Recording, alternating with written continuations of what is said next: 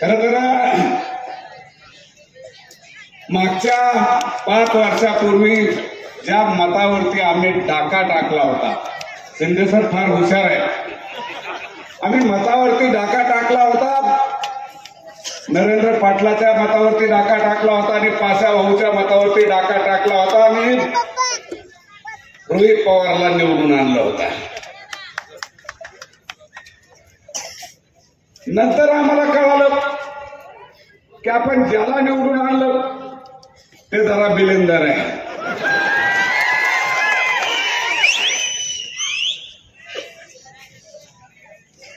बिलेंदर असं आहे की आम्ही निवडून आणताना कुकडीच्या पाण्याचं बोललो होतो. काल त्याची सभा इथं झाली. आता म्हणतो निवडून द्या, पुढच्या 5 वर्षांनी कुकडीचं पाणी आणतो. 5 वर्ष काय झक मारली का? 5 वर्ष काय केलं? आम्ही निवडून दिलं, त्या 5 वर्षात तुम्ही काही केलं नाही. आता म्हणतो परत निवडून द्या, मग 5 वर्षांनी तुम्हाला कुकडीचं पाणी देईल.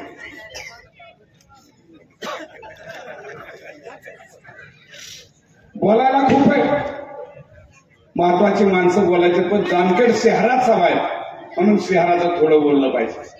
या शहराचा विकास आराखडा झालेला आहे. पत्रकार आहेत आमचे सगळे मित्र. विशेष म्हणजे जरा बरं वाटतंय की या कडेपासून त्या कडेपर्यंत साधे महाराज विद्यार्थी आहेत सगळे. मी तुमचा शिक्षक आहे, त्यामुळे पुढच्या टेजवर जे बोलतात मला शिक्षकाला माहिती आहे की कुणाचा कान धरायचा.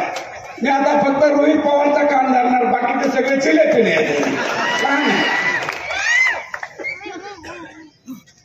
प्रारूप आराखड्यामध्ये डीपी प्लॅन या शहराचा झाला.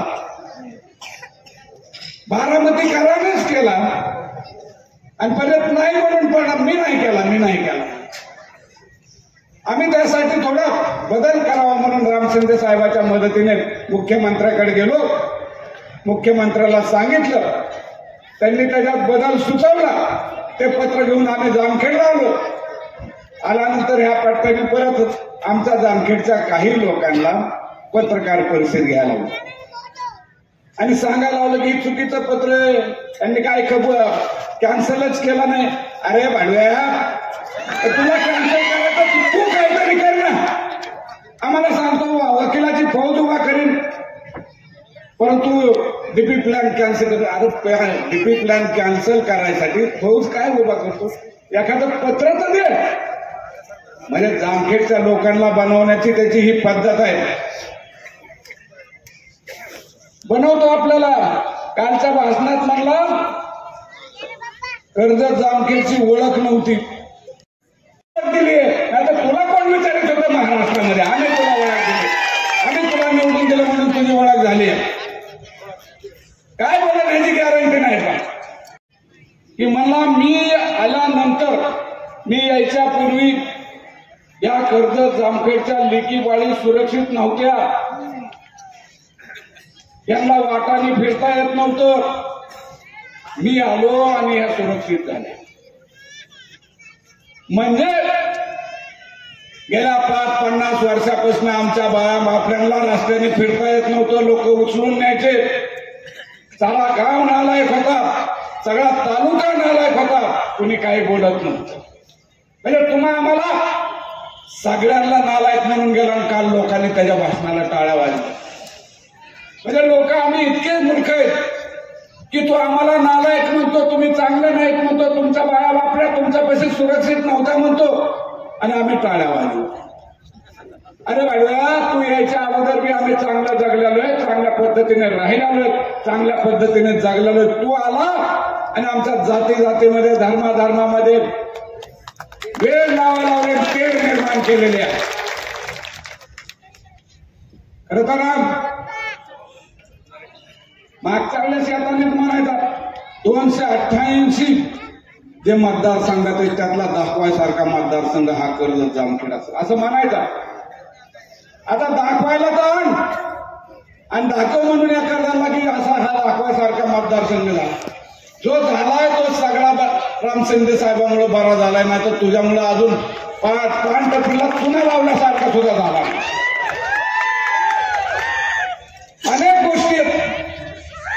आपल्यासारख्या सामान्य माणसाला बनवाबनवी करतो, लोकांची बनवाबनवी करतो, जाहिरातीच्या माध्यमाने बनवाबनवी करतो. आपल्याला सारखं त्याचा फोन येतो आणि त्याचा सारखा फोन आल्यावर आपल्याला वाटतं खरंय का काय आहे, खरंय का काय असं वाटतं. आणि या सगळ्या गोष्टीला तो येतो ट्रेलर आहे, त्याच्या ट्रेलरनेच आपण सगळे वैतागलो. पडतोस तुझी पिक्चर बघायला आम्हाला नकोय म्हणून आता तुला 20 तारखेला माघारी पाठवायचे ना काय. खरं तर त्याच्यावर बोलताना माझ्या आणखी इतर मित्र या ठिकाणी आलेले आहेत. आज आमच्या या स्टेजवरची आमचा कांतीलाल आला.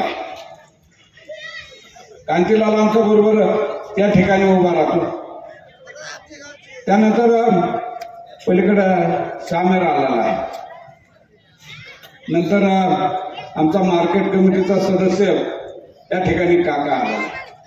आता आम्हाला असं वाटायला लागलं सर तुमच्यासाठी बॅटिंग करायला 3 नवीन बॅट्समन आलेले तर हे बॅटिंग करून जाते, तुम्हाला आता लढायची गरज नाही, तुम्हाला बॅटिंगच करायची गरज नाही, हेच आता सेंचुरी मारून जाणारे आहे. यांच्यामुळं आपल्याला आता ही लढाई सोपी होणार आहे, सोपी राहणार आहे. आणि म्हणून तुमच्या आमच्या सर्वसामान्याच्या लेकराला ज्यांनी लाचार करायचा प्रयत्न केलेला आहे. आमच्या बाया वाकड्यांना वाटतं बाटली दिली, माझ्या पोराला मागे कौतुक केलं, माझ्या पोराला मोकळी कंपास दिली, आमचं कौतुक केलं असं आवडतं. हे तुमच्या लेकरांचं कौतुक नाही. 20 रुपयाचा टी शर्ट दिला माझ्या पोराला, माझं कौतुक केलं लेकराचं, हे तुमच्या लेकराचं कौतुक नाही. ही जर्मनीत जाऊन शिकलेला तो एक नीती आहे, जी हिटलरची नीती आहे. आपल्या लेकरांच्या डोक्यात कायमस्वरूपी त्याचा नाद राहिला पाहिजे, आपल्या लेकरांच्या डोक्यात कायमस्वरूपी त्याचं नाव राहिलं पाहिजे.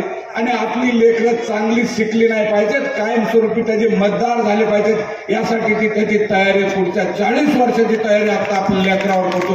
इतका हरामी हा. जर आमच्या लेकराला 40 वर्षापर्यंत बारीक करण्याचा प्रयत्न करत असेल तर त्याच्याकडे आपण बघितलं पाहिजे. आणि म्हणून वेळ आलेली आपण सगळ्यांनी आता वेगवेगळे मुद्दे मांडलेले. खरं तर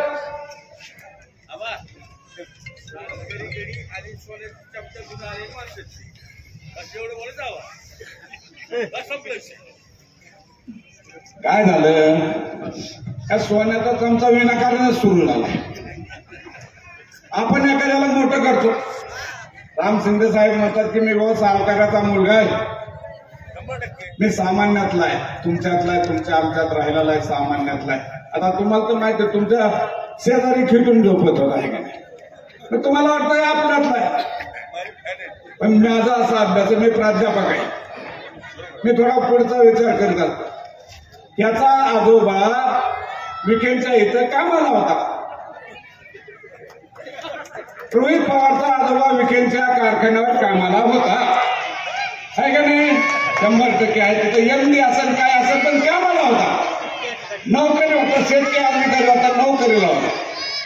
जो माणूस नोकरी करतो तो काय चमचा सोन्याचा घेऊन जन्मलेला नसतो. त्याच्या आजोबाला राजकारणात यश आलं, राजकारणात काळाबेरं केलं, म्हणून ह्याचा बाप श्रीमंत झाला, ह्याचा बाप श्रीमंत झाला म्हणून ह्याच्या तोंडाचा सोन्याचा चमचा आला. नाही तर कशात येतो, ह्यो बी आपल्यासारखा होता मागचा असता. म्हणजे काही पिढ्यापूर्वी तोही तुमच्या आमच्यातला होता, पण तो विसरलाय. आमच्यातलाच आहे, परंतु तो म्हणतो की माझ्या तोंडात सोन्याचा चमचा असून दे बाबा, सोन्याचा चमचा चाट नाही तर चाटून खा. परंतु आमच्या जनतेला फसू नको, आमच्या लोकांना फसू नको. गेल्या 5 वर्षापूर्वी आम्ही त्याला इथं आणलं आणि आता आम्हाला जी चूक सुधारायची म्हणून या बोलायचा परपंच पडणार आहे.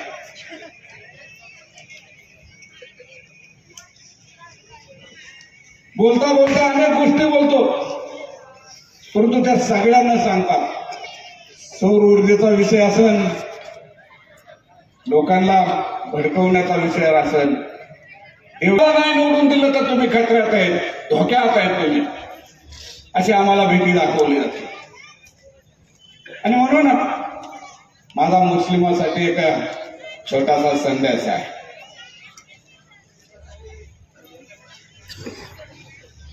सच्चा मुस्लिम आहे तो असा म्हणतो, खुद बंदे करीम के सिवा किसी के सामने झुकना, माफी मांगना या डरना बेवकूफी है.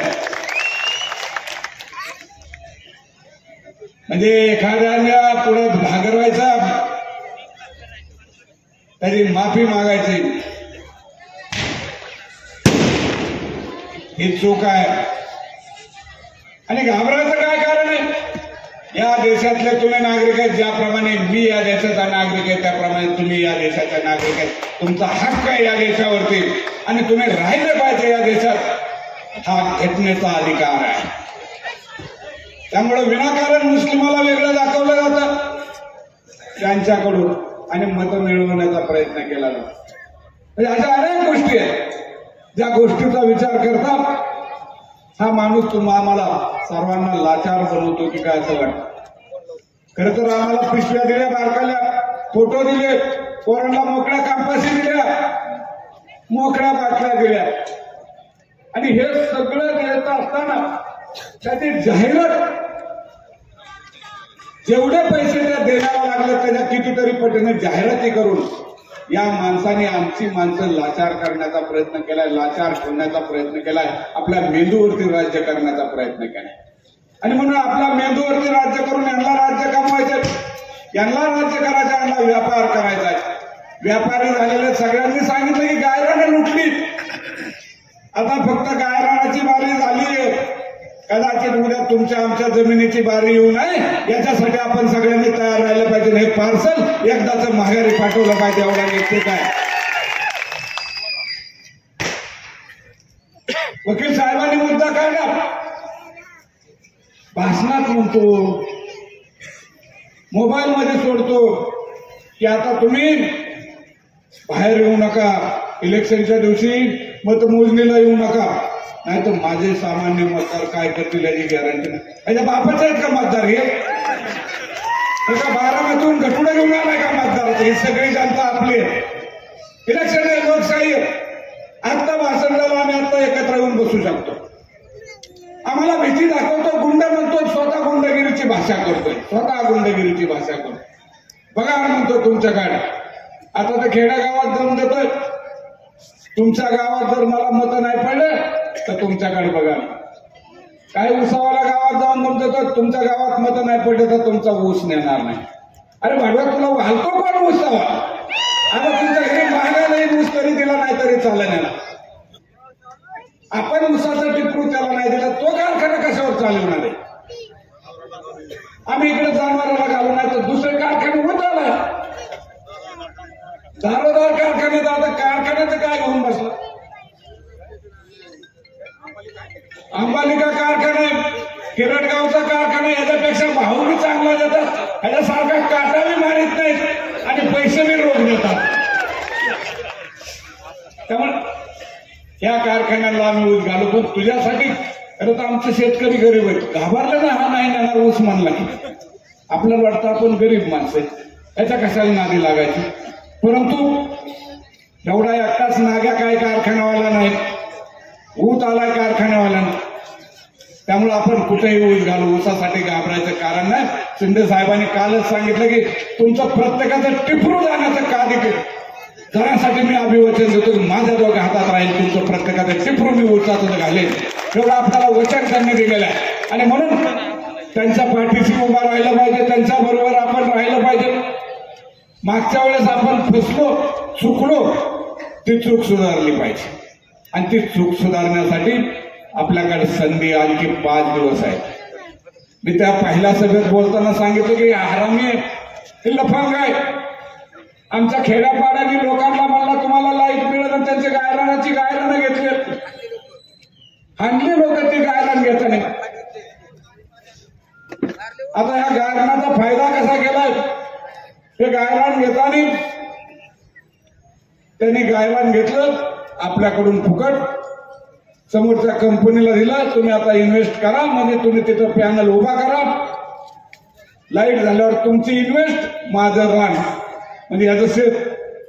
झालेला नफा आपल्या दोघात अर्धा अर्धा, म्हणजे आपल्या कारणावर नफा तो अर्धा अर्धा घेतोय आणि लोकांना सांगतात की आमच्या खिशातूनच आम्ही खर्च करतो, आमच्या खिशातूनच आम्ही, म्हणजे कुठलाही रुपया या व्यापारी माणसाच्या खिशातून तुमच्या मुलाबाळासाठी खर्च झालेला नाही, एवढं लक्षात ठेवा.